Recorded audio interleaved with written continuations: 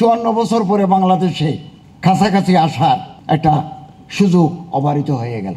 Doctor Mizanur Rahman Azhari সাহেব একজন, there is none, আর কেউ নেই। সিরাতের আলোকে আমরা যারা সমাজ গঠন করতে চাই, আমরা যে স্বপ্ন লালন করি, আসুন না আমি, আপনি, সে, রহিম, করিম, আমরা একসাথে আসি, একসাথে মিলিত হই, একসাথে আমরা অগ্রসর হই নতুন আলোর সন্ধানে।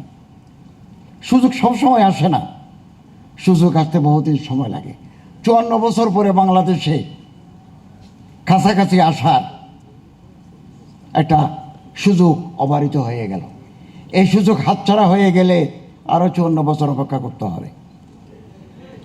এবং আমাদের যে দৃষ্টিভঙ্গি, আমরা যারা দল করি খুব ভালো, দল ছোট, দল মাঝারি, দল বড়, কিন্তু we have been confined within hour selves.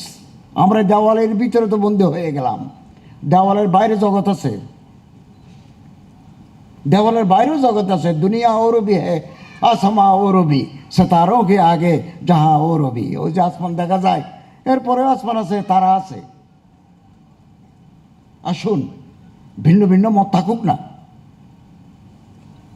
থাকুক, তারপরে আমরা সিরতের আলোকে আমাদের কেবলা, আমাদের মাওলা এক, ওই চেতনাকে সামনে রেখে আমরা কাছাকাছি আসি, এক হই। আমরা ঐক্যবদ্ধ হলে ইনশাআল্লাহ আজিজ যে কোনো অভিষ্ট লক্ষ্যে পৌঁছতে আমাদের বেশি দেরি হবে না। এবং আমাদের অন্তর ছোট, ঐতিহ্যগত বা আমাদের অন্তর ছোট, এই ভূখণ্ডের মানুষের অন্তর ছোট। We have no room in our heart to accommodate others. আমি আমার দলের লোক ছাড়া, আমি আমার বউ, আমার শালা, আমার শালি, আমার ভাই বেরাদর ছাড়া অন্য মানুষকে দেওয়ার মতো জায়গা আমার কলিজায় নাই। দল রাজনীতি যদি আমাকে অন্ধ করে দেয়, তাহলে তো আমি সামনে অগ্রসর হতে পারবো না। বিরোধিতা মানুষ করবে, বিরোধিতা কার করে? যার আলোচনা আছে তার সমালোচনা আছে, যার আলোচনা নাই তার সমালোচনা নাই।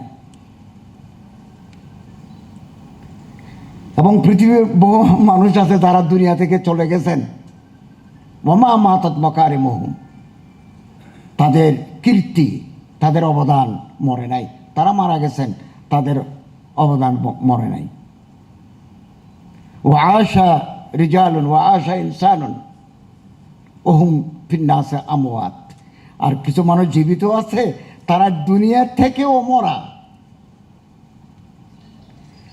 আমার ভাই মোহতরম বিশ্ববরেণ্য আলেম দ্বীন স্কলার ডক্টর আল্লামা মিজানুর রহমান আজাহারি সাহেবের সুনাম খ্যাতি অনেক উপরে। আমি যখন একবার ইসলামিক ইউনিভার্সিটিতে গেছি মালয়েশিয়ায়, আমি একবার জুমার নামাজের ইমামতিও করেছি।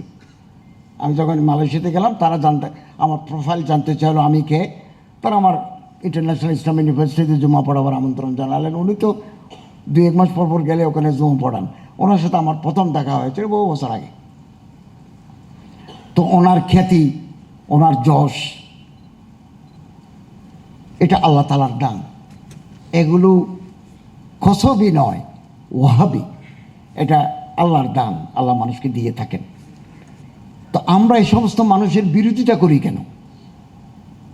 বিরোধিতা করি ব্যর্থতার গ্লানি থেকে। ডক্টর মিজানুর রহমান আজাহারি সাহেব একজন, দেয়ার ইজ নান, আর কেউ নেই। তো আমি তো আজাহারি হতে পারি নাই, আপনি হতে পারেন নাই।